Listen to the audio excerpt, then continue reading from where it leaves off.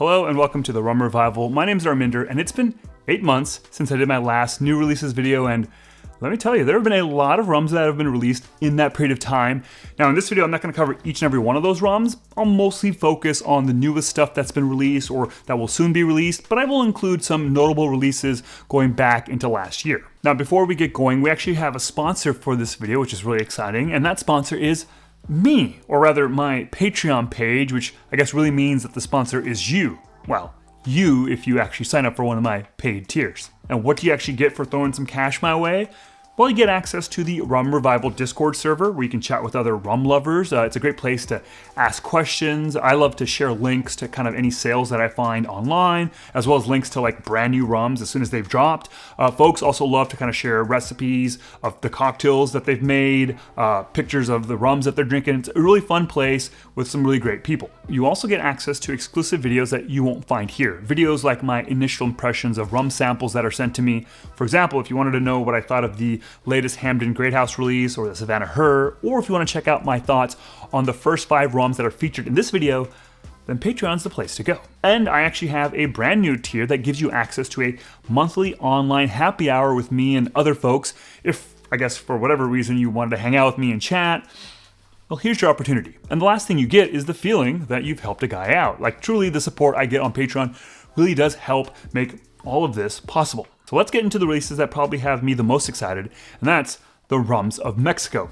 Both as a concept, you know, like rums that are from Mexico, but specifically for this video, I'm talking about a brand new brand titled the Rums of Mexico. Now, the mastermind behind the brand is Jason Cox, who is also the force behind Cinco Sentidos and Alambique Serrano. To say that the man is on fire, I think would be an understatement. I'm actually going to read from the website of the brand to kind of give you a sense of what it's all about. The Rums of Mexico represent a selection of the country's finest makers of both traditional and modern cane spirits, with dozens of cane varieties, extensive terroir, and varying local production methods. This range shares just a slice of the beauty to be found amongst the Rums of Mexico. So basically, where like Alambique Serrano is solely rums made by the Casks family in Oaxaca, the rums from Mexico that are a part of the Rums of Mexico feature producers from throughout the country. The initial lineup consists of 5 unaged rums. We've got 3 cane juice rums from Veracruz, the first 2 of which are produced by Marcos Lopez, the Caña Cristalina and the Caña Dura, both of which are the names of the cane varietals used to make their respective rums.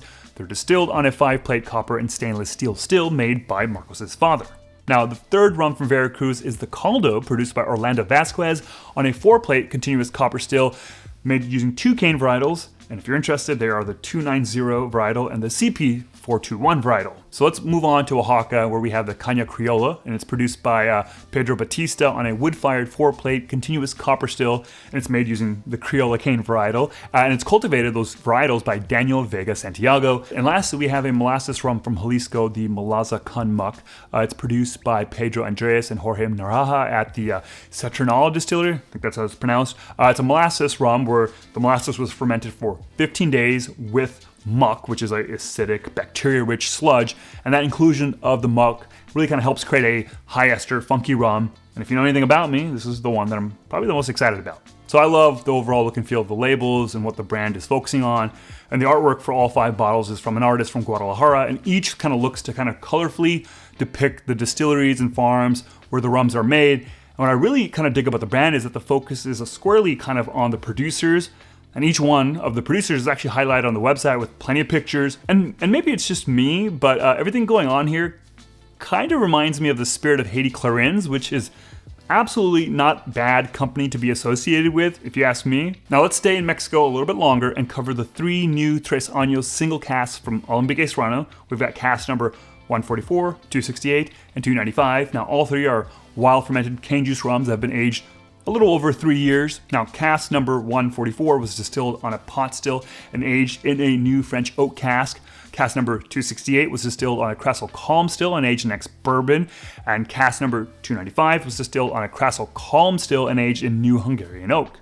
Hey everyone, editor Arminder here. As I was editing the video, I realized but I missed a few new releases that I think should be included, so I'm going to cover a few of them now and then a couple at the end of the video. Since we're talking about Alambique Serrano and those Tres Años single casks, I think we should also mention the release of the second edition of the mainline Tres Años. These aren't single casks, but this is kind of the blend that's kind of broadly available. Last year was the first edition. I think annually they'll have a new edition, and this is the second edition. It's a blend of 9 barrels of Crassel calm still rum that's been aged 38 months in ex-bourbon, and then 2 casks of a pot still rum aged in new French oak. They're blended together and then proofed down to 46.4% ABV. Now, word on the street is that this rum has that same kind of watermelon note that many people loved in the Pico Canoa. So if you missed that release and you kind of want to see what the hype is about, now's your chance. And there's one more Alambique release that we want to talk about, and that's blend number 11, Diablos. It's a 5 cask blend of pot and column rums.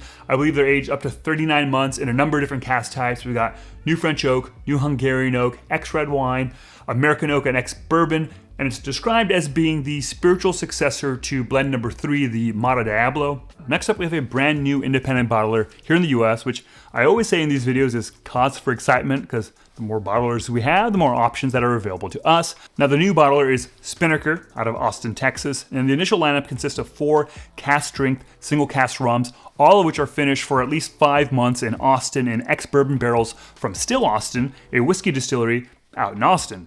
Now, we've got the Jamaica LFCH 2016, an 8-year-old Hamden rum, specifically the LFCH mark, which is the second lowest mark in terms of esters. The bulk of the aging was in Jamaica, with a little over a year in the UK.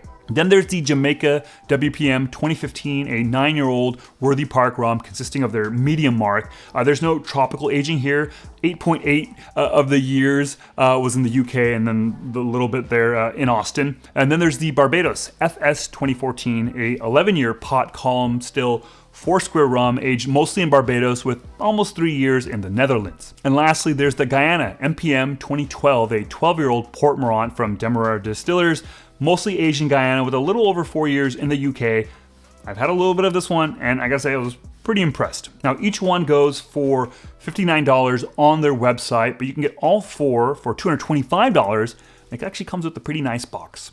And I like the overall branding and look and feel here, like the box. And I gotta say, Kevin, the force behind the brand, is probably one of the nicest guys I've met, and definitely has the best mustache in all of the rum world. Next, we have the newest release in Maison and Velier's Flag series, the Vietnam 2018, Ghana 2020, and the Barbados 2011. The Vietnam is a natural fermented, calm distilled cane juice rum aged 6 years in Vietnam in an ex-cognac cask. It's produced at distillery Indochine, the folks that make Sampan rum.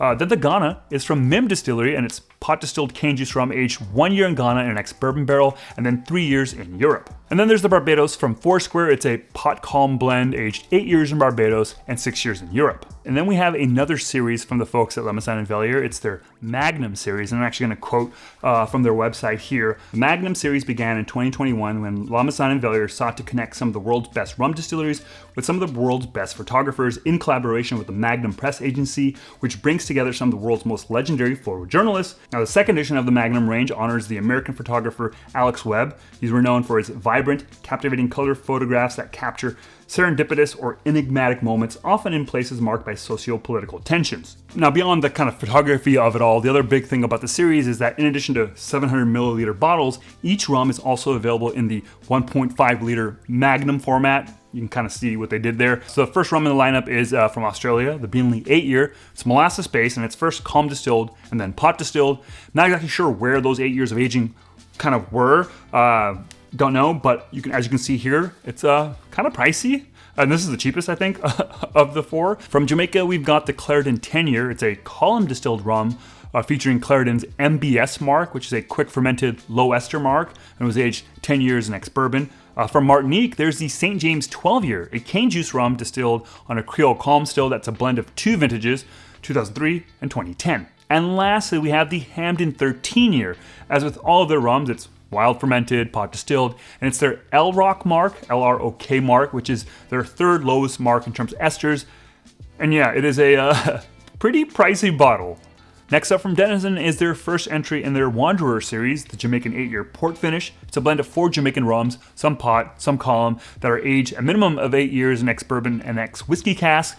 They're blended together and then finished for at least 3 months in export casks. Now, the other notable thing here, besides the port finishing, is the ABV. It's at 54% ABV, and it makes me very curious to see how this does in a Mai Tai.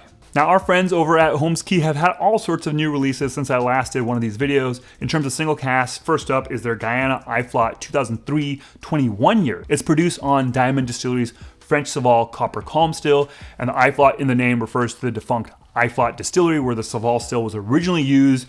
That distillery closed in 2000, and then the still was moved over to Diamond Distillery. What I don't understand is if the rum wasn't actually produced in iFlot, why call it iFlot? Anyways, it's aged in Guyana for 2 years in ex-bourbon and then 16 years in a rum cask in the UK and then another 3 in New York. Holmes Cay also put out 2 South African single casks from Mhoba, the SAW and the SAWP. Both are made from wild fermented cane juice and are pot distilled. The SAW is aged 6 years in South African whiskey casks, and the SAWP is aged 6 years in South African peated whiskey casks. I actually got to try both of them last year, and I gotta say, if you kind of were turned off by the idea of peat, it's actually a pretty relatively light touch of peat, and I liked it. Now, that's not it for Holmes Cay and South African rums. They've actually started what they're calling their now presenting lineup of rums. These aren't rums under the Holmes Cay banner, but rather rums from brands that I guess Holmes Cay is involved in bringing over here and kind of presenting to us. So we've got 2 more rums from Mhoba. Now, first under the Mhoba brand is the Shaldon. This bottle marks the first time a bottling under the Mhoba brand has been brought into the States. It's a blend of 2 high ester marks, both of which are made from 28-day wild fermented cane juice. One of the marks is single pot distilled and the other is double pot distilled, and then they're both blended together. It's bottled at a whopping 63% ABV, and I had a sample and I thought it was awesome. Yeah, it's big, bold, and punchy, but it had tons of fruit on it as well. And then also from Mhoba is a Sihhenge, or however you pronounce it, Sihhenge pineapple rum. This is a wild fermented pot distilled cane juice rum that's infused with pineapple for 2 weeks. Now, I only had this as a shot and I freaking loved it. No idea if it's any good, neat, or in a cocktail, but I thought it was great in a shot. Now, the last rum that Holmes Cay is presenting is the Lontan 57.5 from Savanna Distillery on the island of Reunion in the Indian Ocean. This is a high ester, unaged Grand Arome. It's long fermented molasses rum that's been distilled on a copper calm still. This is going to be a big, bold rum, and if you've tried like the Holmes Cay Grand Arome that they put out from Savannah, I suspect it's maybe very similar to that one. Maybe even the exact same thing. I don't know. Bigger rum nerds than me probably know. Yeah, leave a comment down below. Next up, we have 3 aged expressions from Matir, the rum distillery out in Sicily. All 3 are a blend of 2 cane varietals, the yellow and purple. They go through a 72 to 96 hour fermentation. They're pot distilled, and then in terms of aging, each one has been aged between like 1.5 to 2 years in French oak ex-wine casks. Not entirely sure what kind of wine here, but that's all the information I have. So we've got the single batch 2025, which is actually a blend of 2 casks, and then there's a single cask number 12 and single cask number 33, all of which are priced between $100 and $110. Next up, from 2 James out in Detroit, we have a new version of Dr. Bird, the Coco Atoll. Presumably it takes the base Dr. Bird, which is Worthy Park Jamaican rum that 2 James sources, and then they infuse it with coconut. Now, in terms of the coconut itself and how it's added to the rum, the only detail that I could find is that the rum is blended with natural coconut extract. Don't know what exactly that means. Now, the few folks that I know that have tried the rum have said that they've enjoyed it and that the coconut is more pronounced here than the pineapple is in the pineapple Dr. Bird, if that makes sense. Why don't we do another fruited rum here? Next is the St. Benevolence Mango. This is made by taking Haitian Chlorine, both unaged and aged, and macerating a blend of mango varietals and plus a touch of lime zest and cinnamon. So I tried a version of this a year or 2 ago when they were still kind of working and kind of tweaking the blend, and I really dug it. So really excited and curious to see what the final version is. Moving on, let's talk about Mainland. This is the new independent bottler that came out last year, where they focus mostly on rums from the US. There's 2 notable releases here. The first is the California 8-year single cask. This rum was produced by Essential Spirits Alambique Distilleries out in beautiful Mountain View, California. What's notable here is that it's made from Hawaiian molasses, which is actually no longer a thing as there's no more commercial sugar refining happening in Hawaii. So Hawaiian molasses, Northern California produced. The rum was aged in an ex-bourbon cask for 8 years, and it's actually a barrel pick for the Rum Curious Summit out in San Diego, which happened a few months back, but you can actually buy it on the Mainland's website, at least as of this time of recording. Then we have the Florida 8-year sherry matured hazmat rum from Florida distillers out in Lake Alfred, Florida. Now what's notable here beyond the 8 years of sherry aging is the ABV, 73% ABV. And if that wasn't high enough for you, Sealbox, the retailer, has a version of this another barrel that's 74.55% ABV. Wild. So we have a couple of Raising Glasses rums to talk about. 6, in fact. First off, we have from Scotland, their bottling of a Matuga rum, the Dahabu, if that's how it's pronounced. This is a higher proof version of Matuga's Golden Rum, which is a molasses-based, dunder-fermented, pot-distilled rum aged some amount of time in ex-bourbon. Then we've got 2 bottlings from New Orleans-based Roulasson Distilling. First is the Jazz, which consists of dundered queen share distillate, which is like the redistilled end portion of the alcohol that's produced during the distillation process. I've butchered that, I know, that doesn't make any sense. Anyways, it contains kind of heavier alcohols and other sorts of goodies. Now, some of that queen share was actually put through the queen shares process again, creating what Roulasson calls a queen share squared distillate or something like that. It's aged 7 years in a rye cask, bottled at a whopping 72.7% ABV. And it looks like it's already sold out because this video is late. There were only like 62 bottles produced and people snapped it up. At the time of filming, you can still buy the other Roulasson release, and that's the Burlesque, a molasses-based rum that was fermented for 90 days, pot distilled and aged 7 years in a Cabernet and Zinfandel red wine cask. Then from Rum Atoll, we've got 3 big, bold, molasses-based pot distilled rums, starting with the Dunder Pressure, which is a queen share version of Rum Atoll's variable tailspin. Then there's the Dunder Pressure Madeira, which is a Madeira cask finish version of the unaged Dunder Pressure. And finally, the Dunder Pressure Oloroso, which you can probably guess what that is, given everything I just said. Now, both the Madeira and Oloroso are the very first aged Rum Atoll bottlings that have ever been available. It's kind of cool.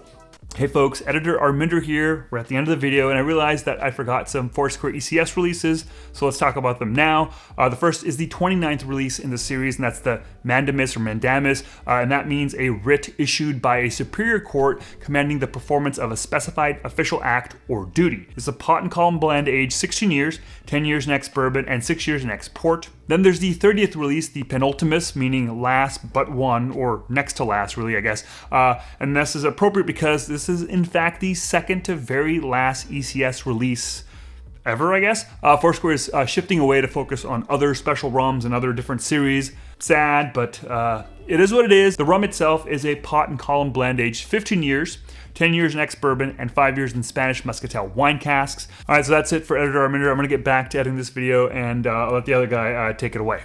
Well, there you go. That's the video. I think that was 30 plus rums, maybe even a lot more than that. I don't know. But those are the notable new releases and upcoming rum releases. If I missed something that came out in the last 8 months, leave a comment down below and let the folks know, or just share which of these rums you plan on buying. And if you want to support this channel, you know, hit like and subscribe. And if you want to further support this channel, then check out my Patreon page. Like I said in the top of the video, I have all sorts of content there, exclusive content. There's the Discord server, and there's now a new monthly online happy hour with yours truly. Anyways, thanks so much for watching. Catch y'all next time. Cheers.